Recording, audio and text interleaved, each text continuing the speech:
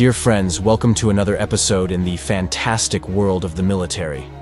In this video, we will talk about a speech by the French President Emmanuel Macron, in which he urged European leaders not to be cowards and highlighted the need for a strategic leap towards Ukraine. He reinforced his earlier speech in defense of discussing the deployment of European troops to that country.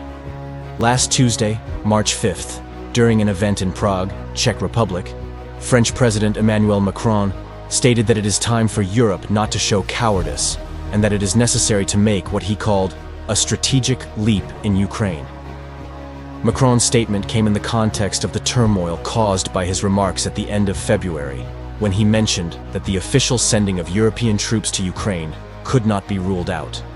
So far, foreign aid to Ukraine has been limited to money, weapons, and ammunition, with only a limited number of foreigners acting as volunteers without official support from their respective states. Therefore, the idea raised by Macron involving the official deployment of military personnel, even if limited only to rearguard missions such as training, operating air defenses, and border guarding, caused such shock and stir in Europe. It is noteworthy that Germany, with Chancellor Olaf Scholz, came out publicly to clearly and explicitly state that Germany will not send soldiers into Ukrainian territory. And it was precisely in response to stances like this that the French president made his speech this Tuesday, clamoring for cowardice and defeatism not to affect European leaders at one of the most critical moments of the Russian invasion of Ukraine. But why is the French president being so incisive in this stance? Those who followed the first weeks of 2022 are well aware of how radically Macron's posture changed.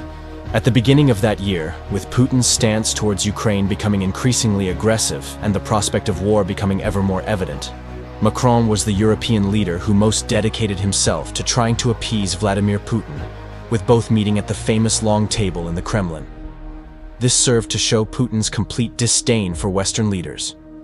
Even after the start of the invasion, Macron continued to insist on his appeasing stance, always encountering in Putin the same attitude of disdain, obstruction, and confrontation.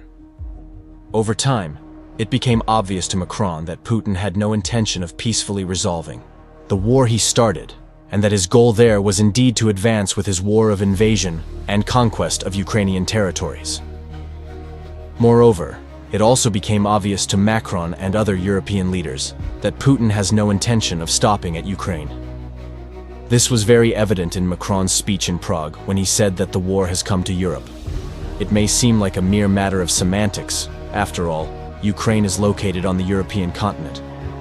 However, the importance and significance of the Russian invasion rise to an extra level when we begin to see it not as a conflict in the distant and remote Ukraine, but rather as a war that is taking place on the European continent and directly affecting the lives of hundreds of millions of Europeans. A war that, in the view of Macron and other leaders like Czech President Petr Pavel, if not stopped in Ukraine, will inevitably spread to other parts of Europe.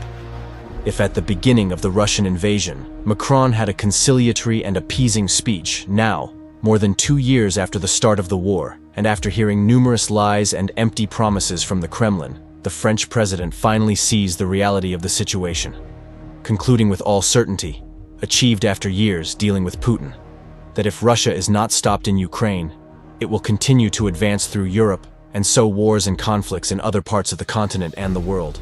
On Thursday, March 7th, Macron said in a meeting with the French opposition that France has no limits or red lines regarding its support for Ukrainian defense, reinforcing once again his statements involving the deployment of soldiers to the field.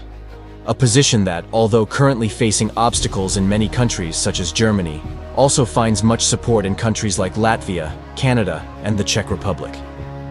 When we recap the conflict, we remember that at the beginning, the sending of certain weapons was seen as an insurmountable red line, such as heavy armored vehicles and long-range missiles, such as Javelins and Storm Shadow. F-16 fighter jets were also seen as prohibited weapons for Ukraine.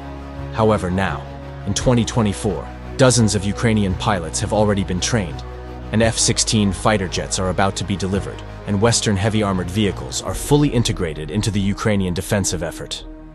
This led Macron to conclude that Putin's red lines and nuclear threats are just empty threats from a man intoxicated by power and limitless, imperialist and expansionist desires. And it is precisely to put a limit on this that Macron advocates a strategic leap for Ukraine to end a war that, if not stopped, will spread throughout Europe. But what do you think of this new stance by France and Macron's statements? Leave your comment below, share the video, and subscribe to the channel for more news and analysis on the military and geopolitics. Nous abordons à coup sûr un moment de notre Europe où il conviendra de ne pas être lâche. On ne veut jamais voir les drames qui viennent. On ne veut jamais voir ce qui se joue. Et je crois que nos deux pays ont conscience de ce qui est à l'œuvre en Europe. Du fait que la guerre est revenue sur notre sol, que des puissances devenues inarrêtables sont en train d'étendre la menace, chaque jour de nous attaquer nous-mêmes davantage.